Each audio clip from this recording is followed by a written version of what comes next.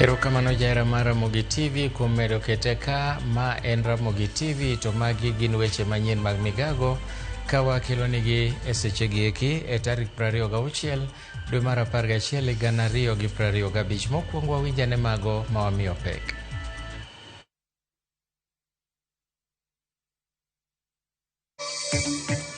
Ikruok koro chopo e amedimedi motelo ne yiero madundo mochan kiny ka tend IEBC oyango ni okenge duto ni kare.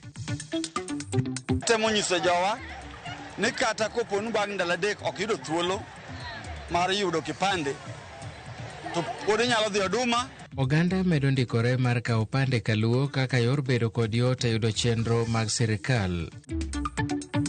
Maneja maboma ma Kisumu Abala Wanga ochope log tich madul makedo gi mibadhi e pacho ka EACC mondo mi ochiw ler e wi weche mamiene.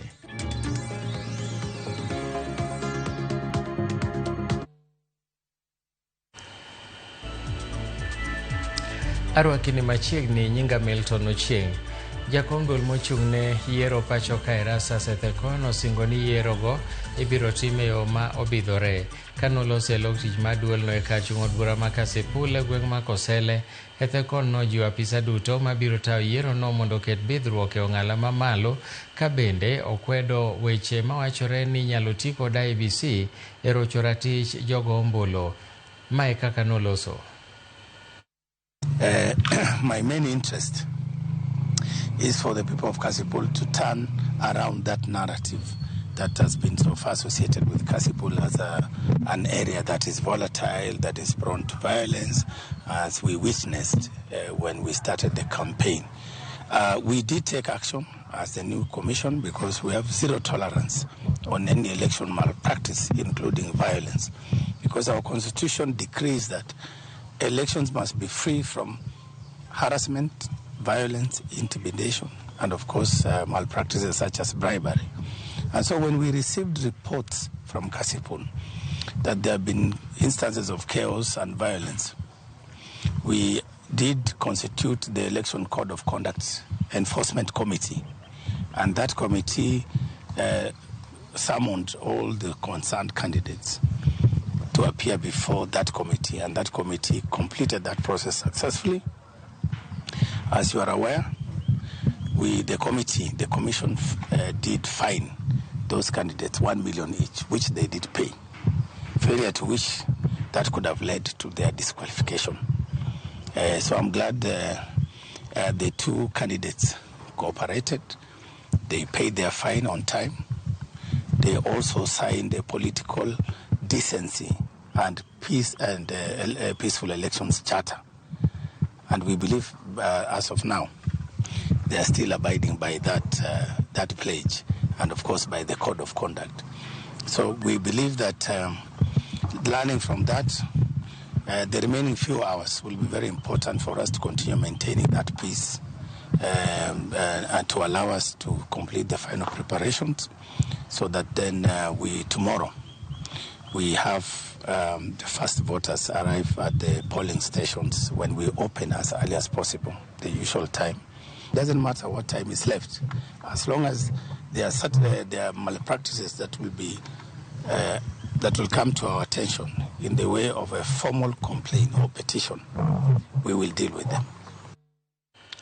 Jatend migao mar arita Kipchumba Murkomen ochiwo siem mager ne jok machano kelo tulo e kinde yiero madundo odiechieng' makiny. Kaluwore gi Murkomen, tend arita kwe oketo okenge moridore mar neno ni arita ni kare, kendo ng'ato ang'ata mokelo tulo e kinde yiero ibiro maki kendo ibiro kawo ne okang' mager mar chik. We also know that in the run-up to these elections, which is going to happen tomorrow, we have witnessed cases of violence between campaign teams and competitors.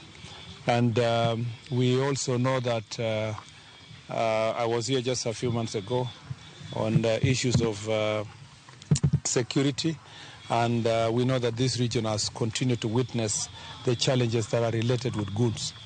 There is a rising phenomenon where it's not just this region, but all over the country. We have by-elections in Nairobi, we have it here, we have in Bere, we have in Western, in Kakamega, and also in Bungoma.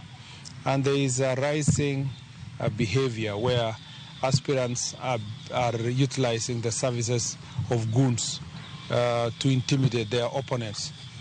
I must say this, that we want to restore the confidence of the people of Kenya in the electoral process by making sure that these by-elections are peaceful and that they are being managed by the National Police Service, not by goons. I see many aspirants and their supporters across the country saying that, and I saw even a leader of one of the political parties saying will be out there to protect our vote.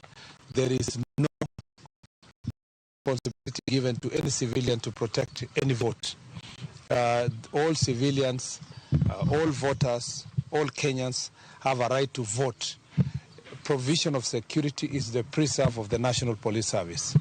And I must warn everyone, all those people who are preparing to bring goons to polling stations and tallying centers, I warn you that you will face the full force of the law. The National Police Service is prepared to arrest all goons, all criminals, all persons who are intending to disrupt peaceful elections in our country. I must assure the people of Kenya that from these by-elections and all the way to the next general elections, the people of Kenya must know that the National Police Service will impartially protect them to ensure that everybody can express their views. Kodong mana seche mano kende to jopiny kachung'od bura ma Ugunja dhi e yiero modiechieng' makiny, duol mar IEBC dhi nyime gi chenro mar pango sanduge mag luto ombulu kaka rende mag IEBC mabiro tayo chenrono timo duto manyalore mar neno ni giyudo gigo duto midhi ti godo e yierono. Watudre gi jafwambo marwa Steve Biko mogo tach e skul secondary ma Mbira kanyo ma kama bende ibiro luti ombulu kendo ibiro kwani ombulu duto e kachung'od burano. Steve Biko, kinyalo winja miyane ler. Erokamano ahinya, nyaka gie sani pod wamedo goyo tach e skund jawuoyi eri ma Mbira mayudore kar chung'o bura ma Ugunja. Ka nyaka gie sani karende go eko madhi telo yiero no ero odiechieng' makiny imiyo sanduge go eko mag yiero kendo girango ni to gin gigo eko kata gigo miluto ombulu bende nitiere kar kod chike go eko mag IEBC magayo yiero ma kamaeri. Ka bende jogo eko ma bende dhi telo arita kwe kata obila bende imiyo tiegruok ka eri motelo ne chenro no madhi chakore ayanga odiechieng' makiny ka kaluwore kod chike go eko mag IEBC magayo yiero en ni kuonde luto ombulu mantiere Ugunja kaeri kiny ne yaw sa 12 okinyi kendo chenro mar luto ombulu igeno ni dhi chakore kendo dhi nyime nyaka kanyono ero mar sa 11 odhiambo. Ka bende koromo sa 11 odhiambo mane sama koro kuondego kidhi lore kendo ombulu mogo e kuonde luto ombulu mopogore opogore idhi kwan kanyo motel ne kelogi e skund jawuoyi ma Mbira kaeri ma bende en tallying center kata kanyono ero makoro jalno ero mochung' kata returning officer mochung' ne kar chung'o bura ero ma Ugunja dhi yalo kata dhi lando e jaloch jalno ero madhi bedo no yudo kura mathoth madhi bedo jaod bura moyier kata mowal Ugunja kaeri madhi kawo kanyono ero manowe thuolo gi mane en jaod bura ma kaeri Opiyo Wandayi. Ka bende ibiro paro kanyo ni Opiyo Wandayi noweyo lemoni eri bang' ka nowale kod jatend piny kaka jatend migawo no ero mar teko. Koro mana kachiel pod wan kaeri kendo wagoyo taj mar neno ni to chenro mage madhi dhi kaeri ka odiechieng' no ero manyoro nwayudo thuolo kata nwayudo kinde mar twak gi OCPD ma Ugunja kaeri mane onyiso kata oleronwa kaeri ni arita dhi bedo makare odiechieng' makiny ka bende gin kod chenro mar neno ni obila ariyo obedo kuondego eko midhi lute ombulu gidhi rito depego eko kod bende bero arita e alworago eko midhi lute koro odiechieng' makiny. Kuom mano nomedo mana nyiso ni onge luoro moro amora ma jopiny owinjo bed godo ka giikore ne yiero no ero odiechieng' makiny. Koro mana kachiel pod wagoyo tach ka mar rango ni to dhi chalo nade kaeri kendo ka koromo odhiambo igeno ni sanduge gi eki idhi kow kata dhi kegi e kuondego eko mag luto ombulu mondo mi ginind kuondego eko ka giikore ne yiero modiechieng' makiny. Erokamano ahinya Steve Biko. Mano ne Steve Biko, jafwambo marwa mae kaunti ma Siaya, komiyowa ler ewi ikruok mar ombulu mibiro go e kar chung'o bura ma Ugunja odiechieng' makiny. Kawadhi mbele eni kweth moro ma jodak ma Kericho koro ringo dhi e doho mar sundo mondo mibath lope moko ariyo mochungie kod kambi mar rego niang' ma Migori oduoknigi kendo bedie e bwo kaunti ma Kericho. E kwayo margi mane oredhi e nyim doho ma ochung'ne weche mag alwora e boma ma Kericho, jodago koro kwayo doho mondo land ayanga ni lopego nitiere kaunti ma Kericho. We've filed a petition for abrogation of due process by National Land Commission for moving in illegally to subdivide a leasehold property, plan, survey and settle without the authority of Kericho County Government, which is the owner of the said 2 parcels of land. We've also infringed the domain on aspects of constitutional infringement under Article 47, where we are saying the community surrounding the parcels of Kericho County was not involved through public participation and any written notice. We also saw the other day the Member of Parliament for Moroni, the Honorable Koyo, table a statement in the National Assembly on the same matter. We're asking Koyo, you do not know where your boundaries are? Koyo, you're a Member of Parliament for Moroni. Where are the boundaries? Where are the polling stations that fall in your constituency? Is there any polling station in the said parcel of land that is in your constituency? Please pay a visit to the nearest electoral commission and acquaint yourself with the polling stations within your constituency. Jorit mag gavana ma Trans Nzoia George Natembeya omaye kaluwore gi jatend migao mar arita Kipchumba Murkomen. Obila machiwo arita ne Natembeya itudo kod bedo kod tudruok gi jonjore kendo kapo noyudgi keth ibiro chungogi e tich. Okang' ma kama okawo ndalo 3 bang' jonjore moko monjo chokruok mar gavana Natembeya e ward Machwele kar chung bura ma Kabuchai e kaunti ma Bungoma. I am aware that not just Natembeya, but I'm aware that a number of VIPs on both sides of the political divide, their security have been withdrawn by the National Police Service because they have the National Police Service have a report that their officers or the officers attached to them are involved in criminal activities. Some who may be seen to be leaning to one side of political divide have chosen to keep quiet and not to share publicly what the police have done. And I've seen some have decided to go public. It is not only one person whose security has been withdrawn. It is a number of people, and in both political sides. Erokamano Nyakwaramogi wakawo yweyo mokwongo e chenro mar migago gi e thuolo ni eri. Moko kuom ote marumo osechopo ka japuonj ACK Emmanuel Center Church Francis Juma kod Jacqueline Rose Juma wacho ni habari lera nyaka bondo kanyo ka ulamo kwe kende e pinywa ka bende umoso Church Warden Mama Ruth Owocha kod Pastor David Juma. Kaeto akwayo hawe maber ne nyithinda Doda Adams Ketin Bright ka girwako higni 10 ka bang' thuolo machuok ahinya wakawo ne ote moko ariyo ka. Martin Ochieng Lago kawuok Rweya iwacho ni weche manyien chopo nweyo makare. Jakablaka ne ni kan Kajiado Town wakwayo kwe makende kuonde yiero makiny. Nyasaye mad migi kwe. An Engineer Andrew Ouma Okuna mar Ayweyo. Ng'ato wacho na ni jo Kericho go walo gin be girego niang' lo manade madok korgi mago to koro nikech gisedhi e dodo bro yango. Nyakwaramogi wadhi e yweyo kik idhi mabor, waduogo gi mathoth motudore gi weche mag yiero.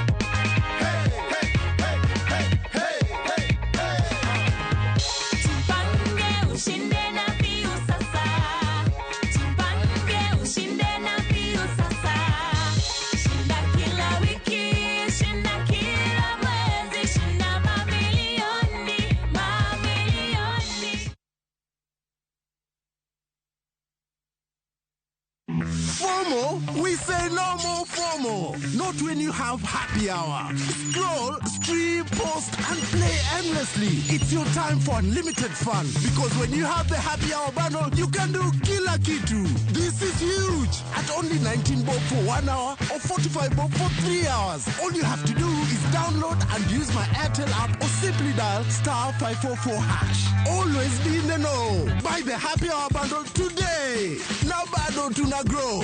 Airtel.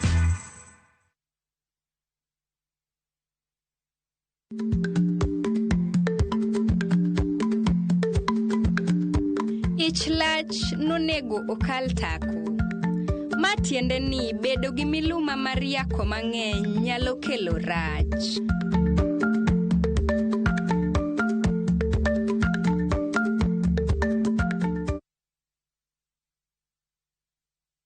This festive season, begin a story. Qatar invites you to experience a different kind of magic where every moment feels new, every sunset feels personal, and every traveler is welcomed with warmth. Discover Doha with our festive Qatar getaway from the 23rd to the 28th of December from just $1,385 per person sharing. Explore the dunes and the inland sea on a thrilling desert drive with a barbecue dinner under the stars and wander through the charm of Souk Waqif, where tradition meets the modern pearls of Doha. View travel, moments that matter, memories that last.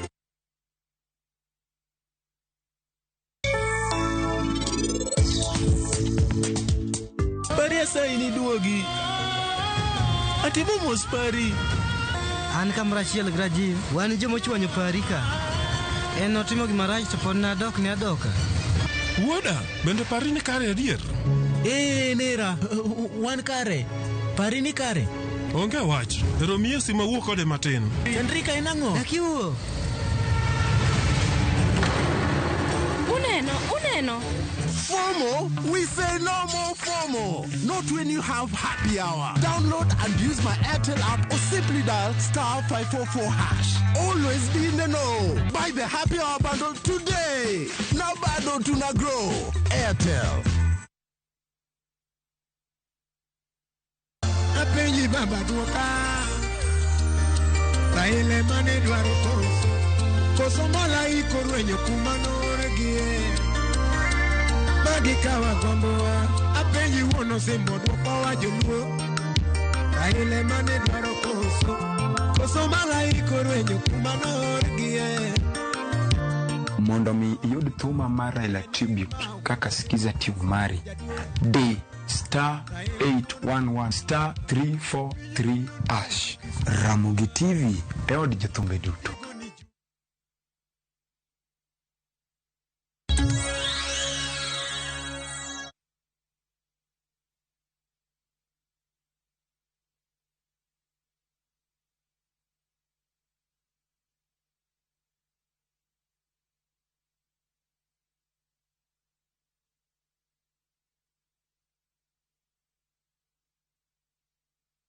Machiegni kendo oganda e gwenge ma Nyanza medo wuok oko kar rombgi mandikore mar kawo pande kod kura.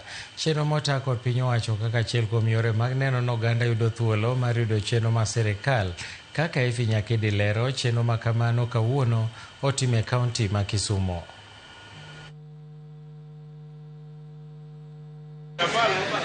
Magwenge makondele kaunti ma Kisumu.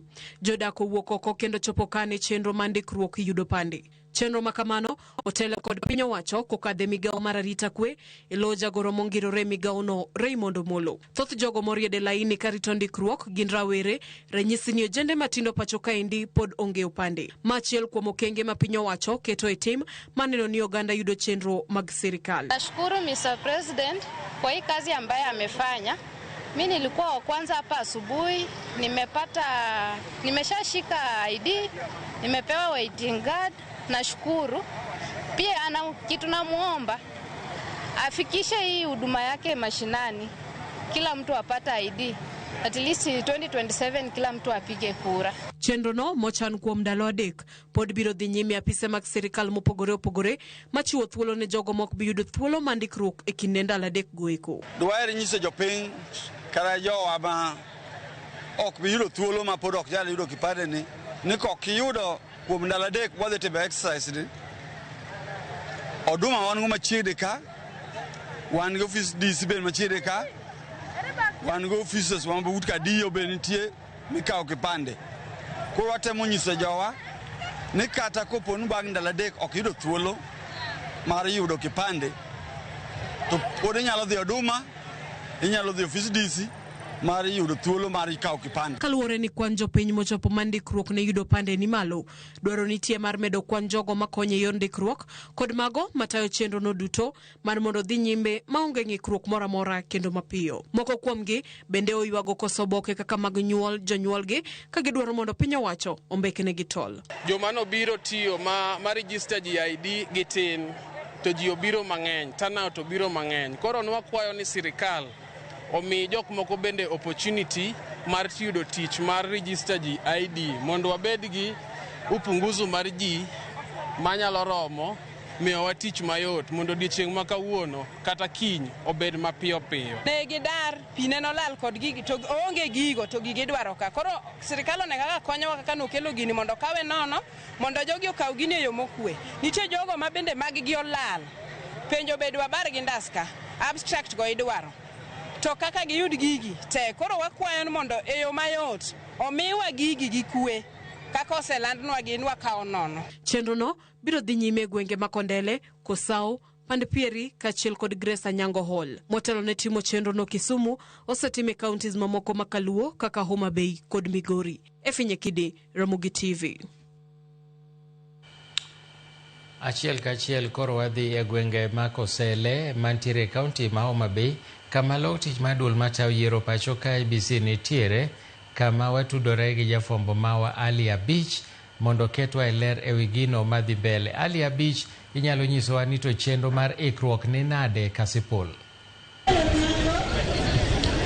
Milton wabira chiel kachiel kawuok e skul sekondar magoro sare ma en kari ombulu kata tallying center e ka chudubura ma Kasipul kaendi, kendo kaka inyalo neno Milton ni chenro dhi nyime kendo jogo koma kiny nochung'ne yiero madundo Kasipul kaendi gidhi nyime kod yudo ni to gin sesende mag luto ombulu mage ma kine gidhi ka nyalo pawne ka chudubura ma Kasipul kaendi Milton kod kwande joluto ombulu 67,513 mabiro go ombulu e sesende mag luto ombulu maromo 142 kendo gisani gima dhi nyime Milton agoro sare kani en ni apisas goyo mag IBC dhi nyime kod chako chenro mar keyo otese mag luto ombulu mondo miro wuoge kar ombulu kata tallying center magoro sare kaendi mondo kiny koro jo piny ma Kasipul odhiede mar yiero jod buchgi kuom jochung' apar ma osewuok oko kalaro kom od bura ma Kasipul. Milton chien kacha ne waneno ka jatend migawo mar rita kwe Kipchumba Murkomen ne otimo limbe kaunti ma Homa Bay kaendi kendo bedo koromo gi apisas goyo mag rita kwe kaunti ma Homa Bay kaendi mar ng'iyo chal mar rita kwe motel ne we yiero madundo mibago Kasipul kaendi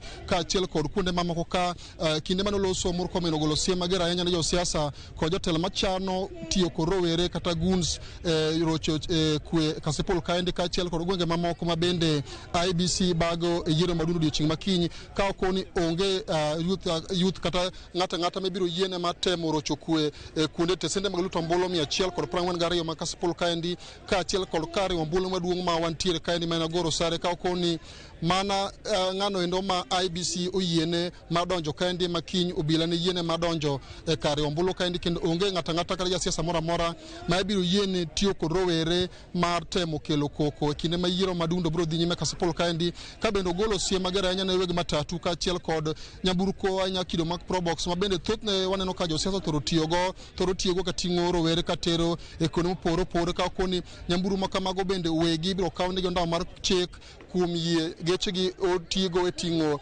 yudhe manyalo bedo kod paro mar rocho arita kwe Kasipul kaendi kaachiel kod gwenge mamoko ma bende IEBC timo e yiero madundo odiechieng' makiny. Ma opogore kod siem ma Murkomen ogolo nindo, bende waneno ka jakom duol mar IEBC Erastus Ethekon be nomolo Kasipul kaendi kendo owuok e Tallying Center kaendi thuolo machuok ka bende odhi gwenge mamoko ka owacho ni IEBC oikore ma ogik tik ma neno ni yiero madundo mibiro bagi Kasipul kaachiel kod gwenge mamoko odhi makare mondo mi japiny obed kod ratiro mar yiero jalo endo ma gidwaro mar telo gi od bura kaachiel kod kuonde mamoko ma bende duol mar IEBC obagi yiero madundo odiechieng' makiny. Okoni IEBC ok bi yiene jasiasa kata jachung' moro amora kata ng'ata bedo kod paro mar temo rocho chenro mag yiero ka okoni giseketo ofisas magi moromo kendo gitudore kod migawo mar obila e pacho kaendi ma neno ni tesende te mag luto ombulu obedo kod obila moromo kendo kuonde te mag riwo ombulu kata Tallying Center bende obedo kod obila moromo ma neno ni arita kwe ojiw mar neno ni ombulu te mogo okwan kendo jaloch olandi maonge ko kata tulo moro amora minyalo kel kod joma samoro nyalo bedo kod paro mar rocho kwe. Milton wadhi nyime kolure Kasipul kaendi ma neno to inekruok mane mantiere nikech koa kaendi to gima budhi nyime ni apisas goeko mag IEBC biro bedo ka chwalo otese mag luto ombulu tesende mag luto ombulu 142 manite awards abich ma Kasipul kaendi mondo mi jopiny kinya wekre ma dhi e debe mar yiero jaod buchgi manyien kuom jochung' 10 duto ma olap dhogi ndong' ne kom od bura ma Kasipul kaendi. Milton are kendo wageno ni biro medo ripode mamoko e seche mabiro goeko. Mano ne Ali Abich, jafwambo marwa ma e kaunti ma Homa Bay, kano nyisowa ikruok matimore ka chung' od bura ma Kasipul.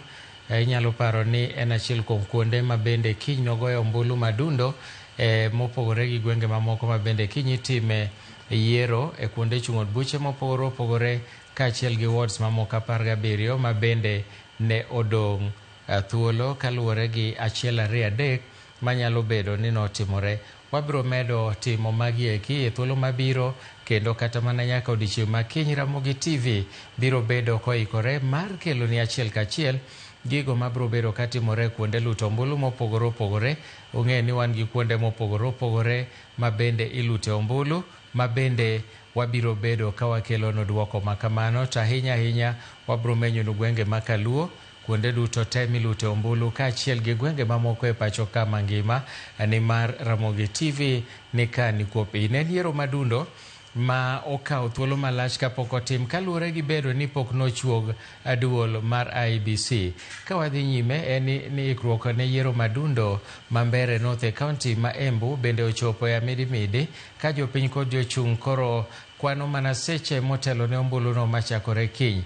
Watudre gi jafwambo marwa Emmanuel To mantiere kono mondo miwa kaka chenro chalo. Emmanuel To, labda utuelezee mambo yako vipi maeneo hayo ya Mbeere?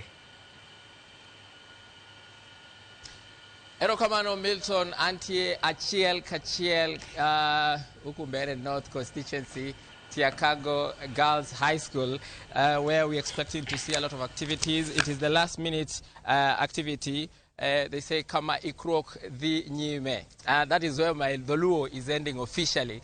And I'm not going into English because Luo is also part of the Luo. And of course, we have seen some of the police officers being deployed right now to their various polling stations. We have 134 polling stations here in Mbeere North constituency where there will be 2 police officers manning those stations, meaning we'll have about 268 for those polling stations. And after that, we'll also be having some who will be manning the main tallying center here at Chicago Girls High School, where the main activity will be happening tomorrow evening. We have been told by the IEBC officials that they are also processing their presiding officers, and those clerks will also be going to those areas where the by-elections will be continuing. We have 3 wards here in Mbeere North. We have a Vurore ward, we have Ndawa ward, and we have Muminji ward. Those are the 3 wards that will be going to the polls tomorrow, as 55,154 registered voters will be going to the ballot to elect the next member of parliament. And of course, there's some activities happening on the other end where the presiding officers are being briefed on what they're supposed to do. And we have 9 candidates who've also actually thrown their weight in the ring, and they're all men. We have not seen any female candidates being cleared or being on the ballot. There have been some concerns about the deployment of plainclothes police officers to this by-election, but the police officers and the police boss here in Embu County, Sarah Koki, has told us that that is a normal procedure that happens to ensure that they also provide security in the best way they know, but they will be keeping by the rules of the game. And of course, we'll be having some more activities as the ballot papers will be deployed to those polling stations later from 2 p.m. thereabout in the next 30 minutes. So that is where we will be moving. That will be the next course of action here. So Milton, there's not much that is happening now until maybe probably towards late today when we'll be getting some more activities. So until from here in Mbeere North, I hand it over to you in studio, Milton. Erokamano ahinya. Erokamano ahinya, amunge mwa erokamano en leme nana mwagane kongoi mising en kutitap kalenjin sige tuye badai. Mano Emmanuel To, achiel kachiel kowuok Mbeere North, kanonyiso wa ikruok matimore e alwora noero. Kakoro sani wadwani mondo wadhi achiel kachiel nyaka Mombasa, kama jafwambo marwa Joja oko biro keto wa elere kindeni makore kwano seche. Motelo ne yiero madundo e kachung'od bura ma Magarini, okenge mag ikruok ojiw mar neno ni onge ng'ikruok moro amora mobedo e kinde mag yiero. Joja oko inyalo nyisowa ni to ikruok chal nade yo Magarini? Erokamano ahinya Milton Ochieng' awinji maler ahinya. To mana kaka iwache no, waluwo achiel kachiel chenro mag yiero madundo ma ichan bagi e od bura ma Magarini mano e kaunti ma Kilifi, kuma e okinyi ma kawuono komishona mar IEBC mano Alitulala Omukwana ne otelo ne nyasi kata chenro mar yawo ayanga container moting'o sanduge kod oboke mamoko ma biro tigodo e yiero makiny, kuma ne okone yiero no nyaka gie sani giseketo ikruok duto makare. Ka gima dhi mbele gie sani en ni yiero mag kata ni presiding officers sani dhi nyime kod kawo sanduge kod kalatase mag ombulu monego bed ni gidhi godo e wards mopogore opogore ma yiero ma kamano endo dhi timore. Koro kane loso gi jofwamb weche okinyi ma kawuono, osingo ni yiero ni dhi timore e yor ler kod ratiro, kendo onyiso jo Magarini duto mondo mi owuog oko maonge luoro kokwedo rumbi mawachore ni samoro weche mag mibadhi nyalo bedo e yiero ma kamaendi. Okoni ikruok duto ni kare, kendo achiel kuom gigo en wach neno ni gijiwo weche mag arita kwe ka nyaka gie sani gikoni afisas mag obila, mago manigi uniform to kod mago maonge uniform okwor e od bura mangima mar Magarini mar neno ni weche mag arita ojiw, kendo ji duto mabiro wuok oko mar goyo ombulu biro goye e yor kwe maonge chochni moro amora. Ni kaka chenro mag giketo en ka ber to onego bed ni kochopo chieng' tich abich gokinyi gilando jaloch kopo ni chenro mag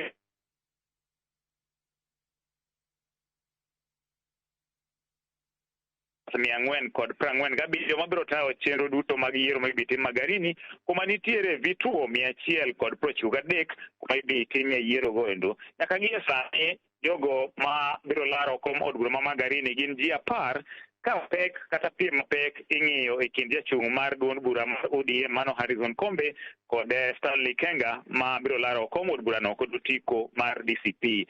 Kwang'iyo bende kwan jogo ombulu duto mantiere od bura Magarini migeno ni biro go ombulu gin 80,000 kata 80,128 mawuok e ward auchiel mantiere od burano ma Magarini. Koro nyaka gie sani okone chenro duto ni kare, sama owuoyo ni afisas kata presiding officers dhi nyime kod kawo sanduge ma gidhi dhiga e wards mopogore opogore kuma yiero no dhi timore, ka singo mochiwo ne jo Magarini en ni mondo mi giwuok oko giduto kendo gigo ombulu ka giyiero jotelo ma gidwaro, ka singo maduong' momiyogi en ni weche mag arita idhi ket makare, to afisas mag IBC bende okoni nyaka gie sani gintiere kore mar neno ni yiero no itayo e yor kwe kod ratiro maonge wasiwasi moro amora. Koro magi mana weche mwamedo luwo, kendo wabiro medo nyiso janeno marwa mar Ramogi TV kaka chenro mar yiero madundo dhi nyime e od bura ma Magarini mano e kaunti ma Kilifi. Milton.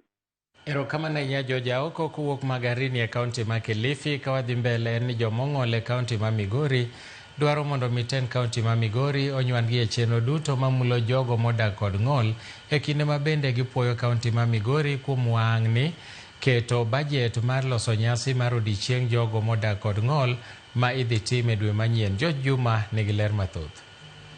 E seche ma bende ikruok ne nyasi mar odiechieng mar jogo modak kod ng'ol ma ochan tarik 3 mar dwe manyien dhi nyime e kaunti ma Migori. Jogo modak kod ng'ol dwaro mondo koten kaunti ma Migori koro nywandgi malong'o e chenro duto mamulo jogo eko modak kod ng'ol. Joma ong'ol gi kawo tele ko jakoma gi David Omuga wach ni gimor katen kaunti ma Migori wang' ni koro paro mondo kosir nyasi gini. Kata kamano gidwaro ni jogo modak kod ng'ol onywand malong'o e chenro ni kaachiel kod mamoko. Gimora mora mitime iye mondo mi nyasi ni ochop kare kik we wa oko ma itime tokwa kokwa ng'eyo. I just want to thank the county government for doing the budget for us, personal living with disability, and we also want you to stand with us in every area and even involve us in the county activities as PWDs. Nitie program swato kwa bedo involve. Wakwayo ni wabed involve any committee mondo our representation bobede those committee. Jomoda kod ng'ol wacho ni kuom higni mathoth osebedo ka owegi chien e yore duto. Kata kamano gimor katend kaunti ma Migori koro chako dewangi. Ok osebedo maber nikech ok osebed kiketogi kata kikawo pachgi e gik madhi nyime Migori County. Taparo ni ma en chakruok kendo dhi bedo maber. Se knock the offices mang'eny ka mondo wane kata governor. It is not easy mondo wane governor Mbogo Chila yako kaka osiepwa mwasebedo go for kane en Senate. Kendo wanyalo paro ni kata mana bill marwa sama ne former governor Obado ne tiyo ne en mno wadhi kumo ka obindwa motero e Senate ma odhi osomo kaka achiel competition mano biro handle kono. Koro leadership moseluore wasebiro kwa knock here and there to setamo wanene. Roda tebo wadi nyaka ne 10 counties chakre higni malo 12 mokalo. Onge kony malong'o ma giseyudo kawuok kuom piny owacho ma kaunti ma Migori. An dhako modak gi ng'ol tan gi business to pok ayudo any empowerment moro manyalo wacho ahinya manyalo uplift my business. Alafu secondly kwadok e sports jitimo sports to us persons with disabilities pod wapok onenore Migori County. Nakwayo sani wadhi Makueni to wadhi mana on our own ladies. Wadhi tugo Makueni with no support from county government. Kaka wanyalo get market linkage ma by the end of the day kik wabed jokwecho to wabede joma nyalo chako konyo county nikech ka jogi gitimo a lot but they are being neglected. Jomong'ol wanire margi mar dongruok ka hukum ten piny owacho ma kaunti ma Migori koro setudi kod rem mar kaunti ma Migori e loso chike matayo jogo modak kod ng'ol mabende ong'ere kaka Disability Act. Kata bill marwa poko wuok wasekedone to poko wuok. Believe that act will sort out so many issues affecting persons with disability in the county, and therefore in solidarity with persons with disability in Migori County we are also asking the county government of Migori to provide that document on that day, because that is the meaningful involvement and engagement of the person with disability. George Juma, Ramogi TV, Migori. Pinje mag Afrika ma pod ni chien weche mag rito nyithindo ahinya to kuonde somo kaluwore gi lipot mar riwruok ma ok mar piny owacho Save the Children. Kwan mar ji maromo milion 48.8 mag nyithindo ma osedari e kuondegi mag somo milion 19.1 wuok e pinje mag Afrika ka piny libamba ma Sudan emotele kwan go. Magi noyangore e romo manokelo kanyakla pinje 121 manochwoe kogno e winjruok mar rito nyithindo Safe Schools Declaration manobagi e boma ma Nairobi. Judith Omondi lerono mathoth. Ywak nitie ni kwan mar nyithindo maweyo skunde nyalo medore ahinya to e pinje mag Afrika kalure gi dok piny mar omenda mar sir ma osebedo ka biro ne pinje mag Afrika e weche mag somo kod thieth ma oyangi e kinde romo mane okelo kanyakla riwruoge makedo ne ratiro mag nyithindo ka otelnegi kod riwruok mar Child Frontiers Voices. We believe this event is really important given the changes in the child protection landscape in the last year or two, particularly with global funding cuts, the acceleration of climate change, the dislocation of more communities.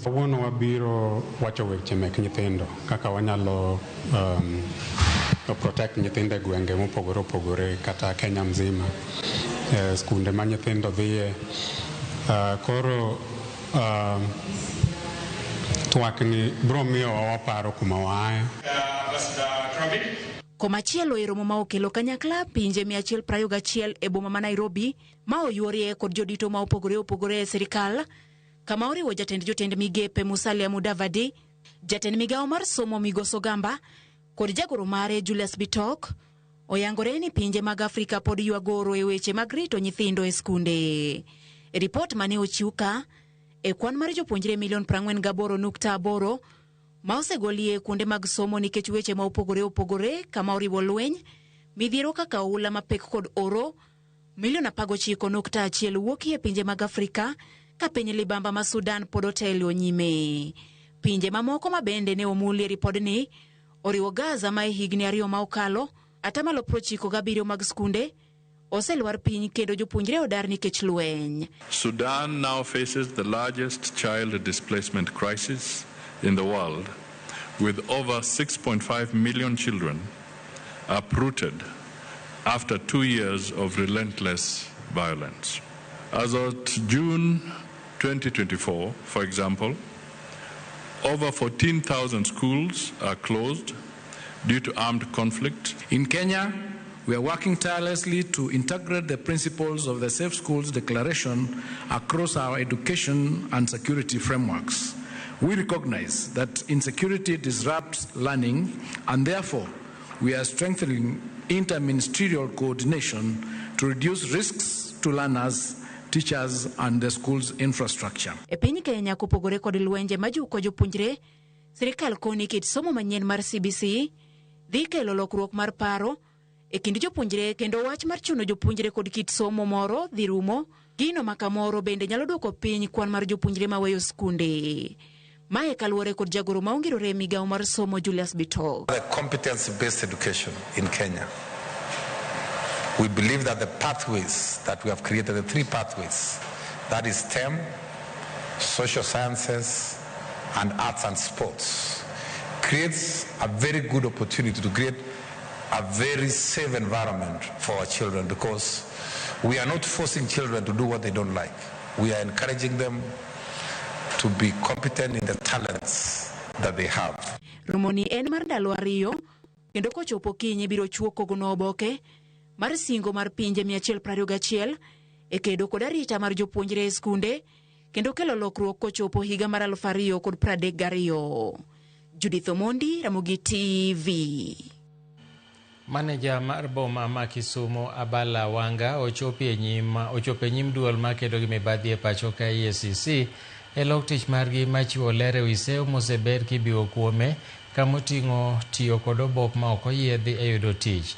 Wabiro miyi mathoth weche manyien mabiro kotudore gi weche mag maneja ma Kisumu Abala Wanga.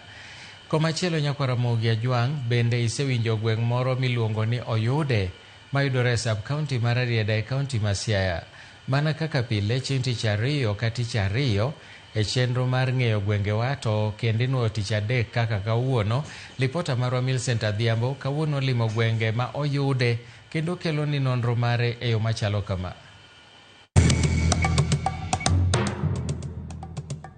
Nyakwara Mogi Ajwang' machiegni kendo telo machielo e chenro ni mar ng'e gwengewa. Jumani kalapapla mar ng'e gwenge pod onyonore e kaunti ma Siaya, kuma ofuyo kowuok e gweng' ma Kalandin ma odhi opiyo e senta chiro kata gweng' mong'ere ni Oyude mayudore e sub-county mar Arieda. Nyakwara Mogi, ka iselimo, isewinjo kata isekalo senta chiro kata gweng' mayude ne ochak yude.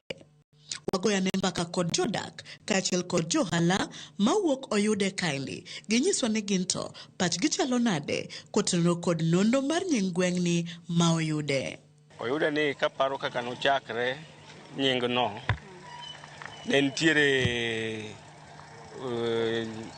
dhako mane pondo, koro kanochopo kar kae to noyude, koro emane nying no wuoke ni oyude ka. Nying ni nobiro ni nitiere kaka ne mama moro ne olal, koro kano olal to kani manye to noduogo oyude ka, koro bang'e no tema koro ne kanoseyude to chak ji ochako bet, koro ekaka noyude kanyo, noyude, koro ekaka ne nying no biro ni oyude. Ne nitie nyako mane ringo mane we chuore, koro by the time mane ochopo ka to gwen nogale mobi oyude, koro emane ochak go ka noyude. Nyakaramogi mana kamano kamane kaka pa jogweng' kod johala chalo kotenore kod gima dine mi chak kae ni oyude. We koro winjane ni adieri kod kuku mar wach ni kanye kotenore kod gima dine mi chak kae ni oyude. Oyude ne nitie mama manolal to kae koro emane oyude, to bang' kanoseyude koro nochak kelo gik moko yude, koro kae mane yude gik moko machalo skari, ring'o, koro ne onya mana kamano ni en oyude, koro continue mana ni oyude, mane kaka ne oyude chakre. Humbo yude landore kod weche kata timbe mage. Wanung'ewa kaka wan jo boda, pur be wapuro, farming, gik moko machalo kamano. Kaka wantie ka, nitiere kaka youths moko nitiere ma mpira, nitiere ohelni matindo tindo mag dukni, nitiere kaka weldings, skunde wan go ka ma puonjo nyithindo matindo tindo bende wantiere go ka. Oyude ka ong'ewa ni business en chiro mano chakre chon, ok ochakre sani. Even Dorio biro bang' chiro yude. Nitie chiri mang'eny mobiro bang' chiro yude kaka Nyili Magiri bende biro bang' chiro yude. To oyutwa ni ok osedhi mbele, ong'ere gi nying marach nikech jokuoge ng'enye.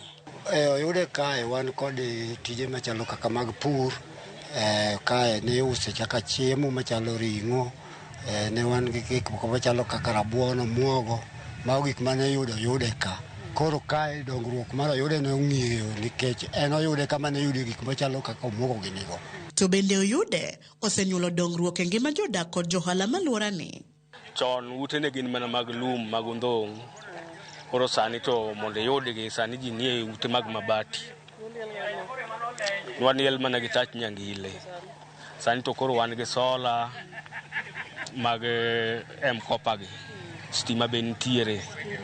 Skunde be sani nitiere stima. Oyude osedongre kabisa. Waneno ka nitiere kata investors moko nosekelo nwa gwen kaendi apeini mabe waringe neno kabeyo. Sani gima oyude nitiere go, sani dongruok ma oyude nokelo ne en pi waneno kanyo, kendo sani dongruok ma nitiere skunde ma nitiere ma kelo nyithindo kelo nyithindo dongo maber. Kod clubs wantiere go ka, lam ne onge lakini lam nobiro, lam gi stima. Kwano chakre gi od lum, to bang'e dongruok obedo kuma moyude koro chako dongre, moyude koro gerore, ma koro chopo kiwango ma koro neno ni koni dukni koro onge od lum, mana achiel kuom gik mwanyalo kwano. Oyude ne onge stima, oyude obiro gi stima koro, oyude nigi pi masani watiyogo, mano dongruok mwanyalo kwano kuma oyude. Osiptal bende nitie achiel to kwan kodgi mang'eny. Kata obedo ni jodak kod johala kwano dongruok 1, 2, 3, rem kod kwayo kata pek magin go ni kanye magigombo ni olos e alworane ma oyude mondo giyud fongruok, oyude odongre, ometni ochal kod kuonde mamoko. Security rach sana, ma sani kata kidwa dhi e budhe liel moro tiyudo ka ok inyal chopo maber kata kiwuok kuro iduogo nyithindo gi tong'owa kabisa. Koro wakwa sirikal mondo kaber nosager negi ot moro kaendi mondo security obede mondo konywa. Koro sirikal pok okelo. Koro wakwayo ni mondo sirikal kuyie to kelnwa polise oyude kae. Gima wanyalo kwayo sirikal machandowa en gimoro kaka security. Security en ni jo mundu wage kata nyithiwage manie chiro ok ginyal chiro e seche moko mowinjore nikech ka gia to nitiere kaka imonjogi e kor wang'ayo titong'oge tigoyogi. Oyutwa ni wan gi chandruok, waonge taya, ok diyudi, ler onge. Ka oyude gotieno en oyude ma en mudho ma ka sitima lal to yude ni ok inyal ng'e kata ng'ama biro kacha, en mudho. Gikora kwayo sirikal kuom ng'uono giyie giketnwa taya maduong' cha mamenyo yude chiro te. At the same time ok dagom ni security obed maonge oyude, dagombe ni security mondo bi oyude mondo yude wani bende odongre. An awuon mawuoyo kodi ni oyude ka osekwala mo wang' dukana, awuon mawuoyo kodi ni achaka yawo ba okwal modhi kong'o dhi te. Koro oyude recently ka ema yando tong'e jorito mane waketo mondo mi oritnwa. Otong' ji adi 2 temo tho mwayudo koiki gi kite. Manyiso ni kata sani ng'ama dwa ndiko sani mondo mi obi orito yude is not easy. To od polise oger ni ka ineno mache chief's camp. Od polise ni ka pok oketnwa polise go since gerodno waonge go madwa wach ni security. Mana kamano nyakwara mogi gi kanye mwachopo godo e giko matelo makawuono e chenoni mar ng'egwengewa. Sani ka ilimo kata ka iwinjo kata ka ikalo chiro, center kata gweng' miluongo ni Oyude mayudore e sub-county mar Arieda e Siaya, ting'eyo gimomiyo Oyude nobedo Oyude. Omiyo kikidhi mabor med kete mane wang' jowi mari mar Ramogi nikech ka ema juma manyien aduogo ni kendo kod nonro mar gweng' machielo. Oriti masani, erokamano kuom bedo kodwa. Nyinga Millicent Adhiambo, kata kihero inyaluonga ni Nyaboma. Erokamano nyakwara mogi, wakayweyo machielo ka waduogo wakelo ni weche tuke.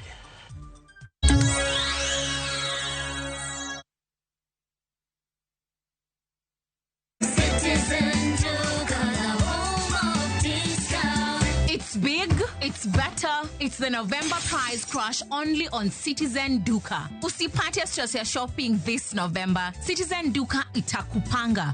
Fanya shopping yako hii November kupitia Citizen Duka ndio uweze experience our November prize crush on different items of your choice. Every shilling saved counts only on Citizen Duka, your home of discounts. Citizen Duka, the home of discounts.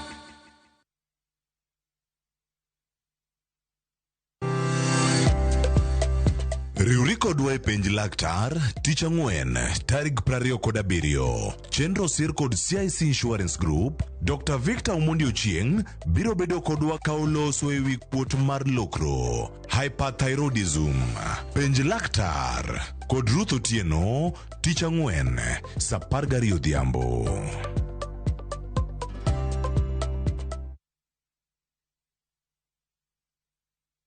Teke na we go border. Chanua Jam, fika on time at the lowest charges in town. Wear helmet and ride in style. Ni safi, ni safe, na ni easy kwa mfuko yako. Wigo, your trusted ride. Download the app now. Ama SMS Wigo to 20425. You'll fike right on time. Wigo, your trusted ride.